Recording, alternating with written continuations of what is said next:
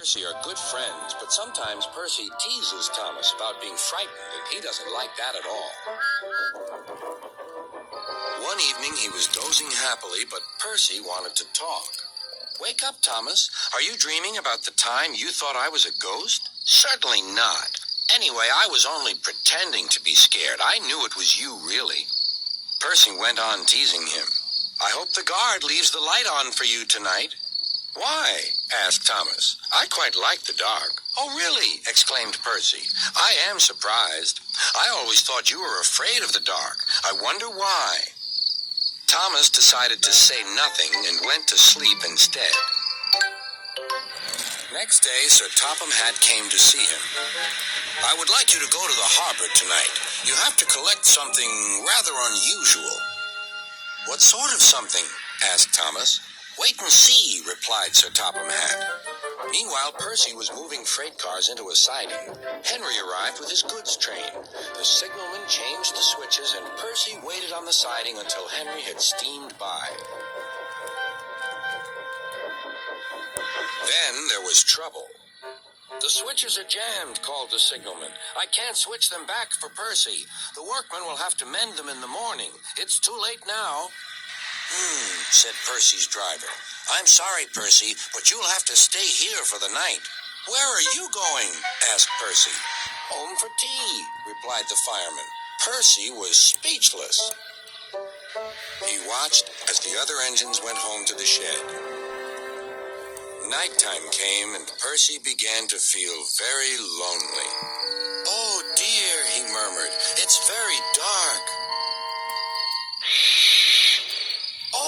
Oh, what's that?"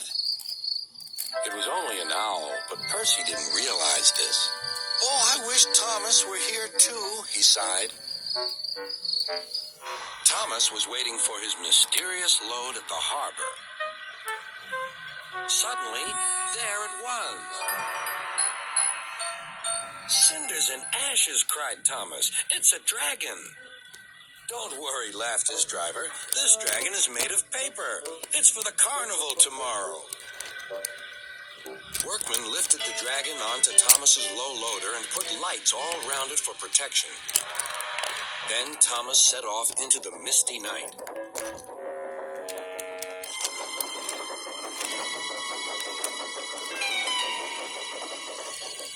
Percy was asleep on his siding and had no idea that Thomas was approaching him.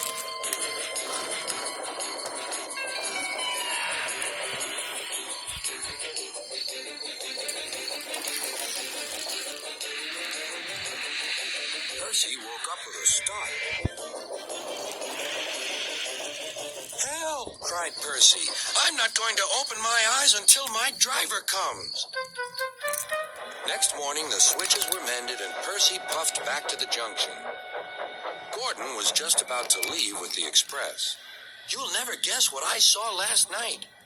Gordon was in no mood for puzzles. "I'm a busy engine. I don't have time for your games." "I've seen a huge dragon. It was covered in lights." Gordon snorted. "You've been in the sun too long. Your dome has cracked."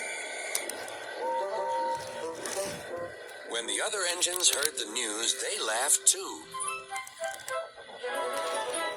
"Look out, Percy," chuckled James, "or the dragon may gobble you up." "No one believes me," huffed Percy. Maybe I did imagine the dragon after all. But Percy soon found out that he hadn't. "Help! Save me!" cried Percy.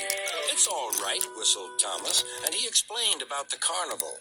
"By the way, how was your night out?" Percy decided to tell Thomas the truth.